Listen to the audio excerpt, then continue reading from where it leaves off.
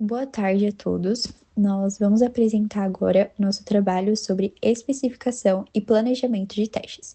A nossa equipe ela é formada pela Amanda Fonseca, pelo Daniel Teixeira, pelo Danilo Paulino e por mim, Bianca Bonfim. O tema central do nosso projeto é um sistema de estacionamento inteligente. A gente trabalhou em cima de um cenário bem atual, focado no uso de sensores de IoT para monitorar as vagas de forma automatizada. O nosso grande desafio aqui foi pegar toda a complexidade desse sistema, desde os sensores detectando a entrada dos carros até aquelas regrinhas de cobrança e tolerância de tempo, e aplicar técnicas reais de testes de software para garantir que o sistema final não tenha falhas e que a arquitetura dê conta de todo o processo. Para ficar mais fácil de entender, a gente dividiu o trabalho em etapas e nós vamos passar pela estruturação das regras de negócio, modelagem dos fluxos e, por fim, os casos de teste na prática. Então, para começar e já dar contexto na nossa base de especificação, vamos à primeira parte, que será o grupo 1. Bom, eu vou dar início aqui nas apresentações pelo grupo 1, que vai ser a base do nosso plano de testes, que vai tratar toda a parte de especificação e arquitetura do nosso software. Para começar, a gente escolheu focar bastante nessa parte do caso de uso principal do sistema, que vai ser o gerenciamento de ocupações e tarifações inteligentes. Então, basicamente, como que tudo isso daí vai estar funcionando na prática? A gente tem um sistema que monitora vagas de estacionamento rotativo usando sensores de IoT. Então, nosso ator principal aqui não é o usuário, é o próprio sensor, que vai ser responsável por estar verificando se um carro está chegando, um veículo está entrando ou saindo da vaga. Então, quando o carro estaciona, esse sensor ele vai detectar a entrada e ele vai mandar um aviso para o nosso sistema, e é a partir daí que vai começar todo o fluxo de cobrança.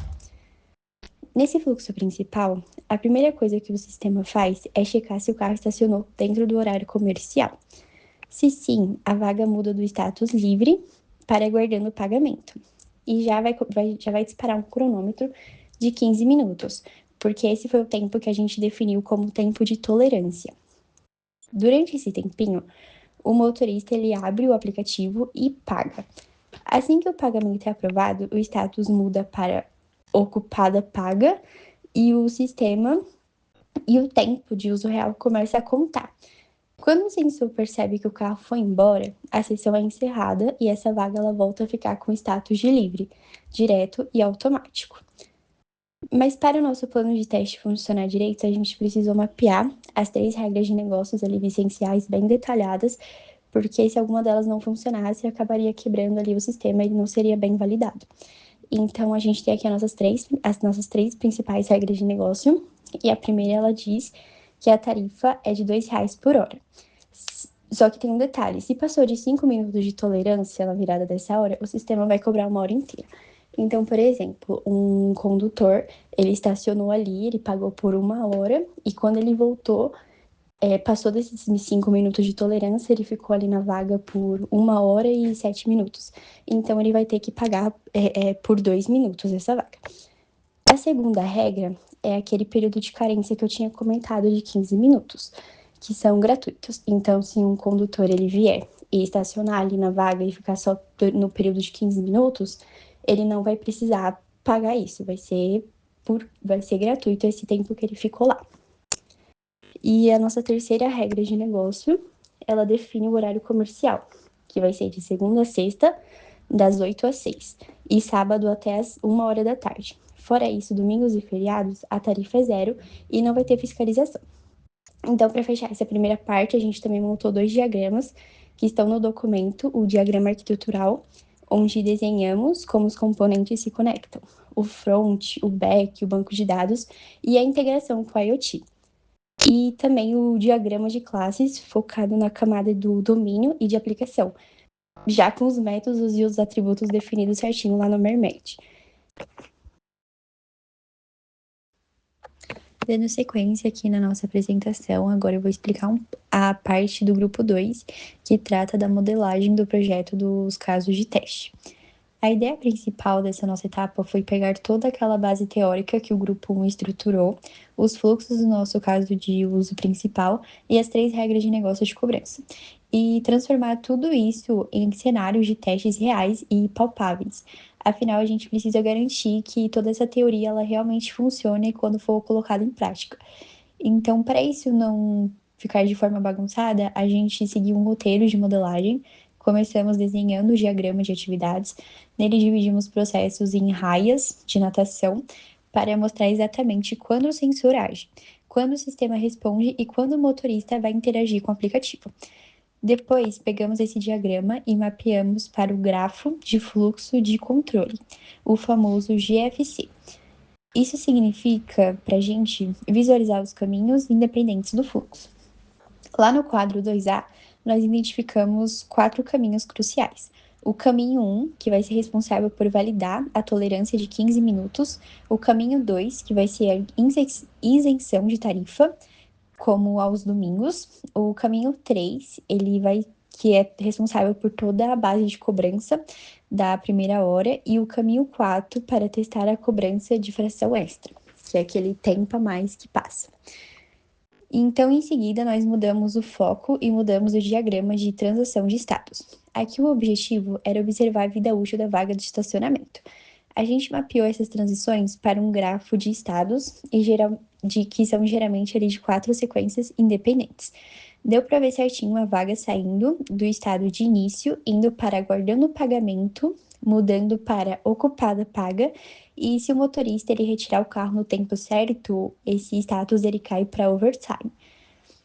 Então, com esses 2 grafos bem definidos, finalmente nós partimos para os casos de teste lá no quadro 2C.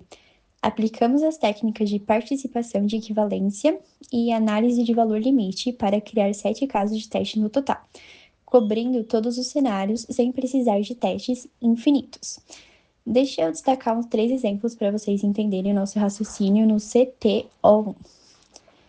No CT01, a gente valida a regra de tolerância e o carro ele fica ali por 10 minutos, que é menor do que os 15 minutos permitidos. Então, a saída esperada é a tarifa zero e a sessão fechada. Já os testes CT02 e CT03, a gente foca na virada de hora. No CT02, com 20 minutos de uso, o sistema ele cobra a tarifa normal de R$ 2,00. Mas o CT03 testa o valor limite de 66 minutos. Com a passada dos 5 minutos de tolerância na virada da hora, o sistema ele é obrigado a cobrar R$ 4,00. Aí que entra o CT04, que vai simular o uso no domingo, onde a regra diz que não tem fiscalização, então a tarifa ela também tem que ser igual a zero. Então, resumindo tudo isso, nós cruzamos os caminhos dos grafos de fluxo com o estado da vaga. A gente garantiu que todas as regras de negócio fossem validadas, e essa foi a nossa base para poder rodar os testes. Agora eu vou passar para a Amanda, que vai explicar os próximos grupos. Dando continuidade à explicação sobre a nossa modelagem e o projeto de caso de testes, eu vou assumir a partir do grupo 3. Aqui, nós entramos no nível de implementação. É o momento onde a arquitetura teórica encontra o código real. Nessa etapa, o nosso foco principal foi aplicar a técnica estrutural, ou seja, a abordagem de caixa branca. O nosso objetivo principal era garantir de forma absoluta que a precisão matemática e a lógica condicional do nosso sistema estivessem impecáveis. Como estamos lidando com um sistema de tarifação, o que envolve cálculos financeiros e de tempo, não existem margens para erro de cobrança. Para isso, nós implementamos testes de unidade e de integração no nosso back-end, isolando e focando especificamente nas classes de controle, como um destaque especial para a classe Billing Service. Essa classe é o que carrega o coração do nosso caso de uso, pois ela processa as regras de negócio 1, 2 e 3. Para orquestrar tudo isso, utilizamos o ecossistema do Java, especificamente o framework JUnit 5 rodando em conjunto com o Spring Boot Test. Nós automatizamos a execução desses cenários através do Gradle, mas como nós provamos que o teste foi eficiente? É aí que entra a ferramenta JCoco. Através da análise dessa ferramenta, nós conseguimos gerar um relatório quantitativo que comprovou que atingimos 100% de cobertura. E eu não estou falando apenas da cobertura de linha de código, mas sim da cobertura de ramificações e branches. Isso significa que todos os caminhos, independente do nosso grafo de fluxo de controle, desde a inserção no domingo até o cálculo da hora fracionada, foram executados e validados pelo nosso código. Avançando para o grupo 4, nós saímos do nível do código e fomos validar a aplicação como um todo, aplicando testes de sistemas end-to-end. Aqui, a técnica muda. Usamos a abordagem funcional, a caixa preta. O foco agora não é como o código foi escrito, mas sim se a jornada do nosso motorista, desde o momento em que ele estaciona, acompanha a vaga pelo aplicativo Android até o pagamento final, funciona conforme os requisitos exigidos. Nós tínhamos um grande desafio logístico aqui. Os nossos casos de testes envolvem a passagem do tempo. O caso de teste 07, por exemplo, exige a validação de um veículo estacionado por mais de 2 horas. É completamente inviável aguardar horas em tempo real toda vez que formos rodar a suíte de testes. Para resolver isso, nós criamos um ambiente de simulação altamente eficiente que nos permitiu gravar as evidências em vídeo. Primeiro, nós simulamos o comportamento do hardware, os sensores ESP32, enviando requisições via terminal bash diretamente para o nosso broker, MQTT, o Mosquito. Isso nos permitiu disparar os eventos exatos de entrada e saída do veículo. Segundo, utilizamos o emulador do Android Studio para rodar a nossa interface nativa. E terceiro, para acelerar as regras de tarifação sem ter que esperar o tempo real passar, nós criamos scripts SQL no banco de dados PostgreSQL para manipular os timestamps das sessões de estacionamento, simulando os saltos no tempo. Com esse ambiente pronto, nós executamos rigorosamente os 7 casos de testes baseados no critérios de partição e equivalência e análise de valor limite. Registramos tudo em nossa planilha e em vídeo. A vasta maioria dos cenários passou perfeitamente, com os valores sendo debitados com precisão no banco de dados. Tivemos apenas uma exceção estratégica, o caso de teste 05, que trata da inadimplência de gestão de multas. Deixamos eles com o status pendente na nossa documentação, pois a validação completa desse fluxo de overtime exige o hardware físico operando em conjunto com a validação do fiscal de trânsito. Para fechar a nossa apresentação, entramos no grupo 5 com o quadro resumo, que consolida toda a nossa estratégia de qualidade. O que nós queremos demonstrar com este trabalho é que a qualidade de software exige uma via de mão dupla. De um lado, aplicamos a técnica funcional. Através da caixa preta, nós nos colocamos no lugar do cliente e do motorista, garantindo que o aplicativo entregue exatamente o que as especificações prometem, resolvendo o problema real do estacionamento rotativo. Do outro lado, sustentando tudo isso, temos a técnica estrutural.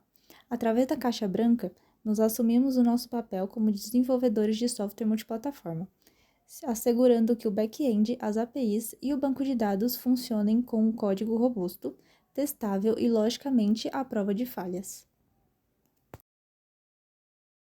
Com essas evidências teóricas e práticas documentadas em nossos relatórios, vídeos e repositórios, concluímos que o sistema Ponto Livre possui uma arquitetura validada e atende aos requisitos de qualidade exigidos para o projeto interdisciplinar. Em nome do nosso grupo, agradeço muito a atenção de todos.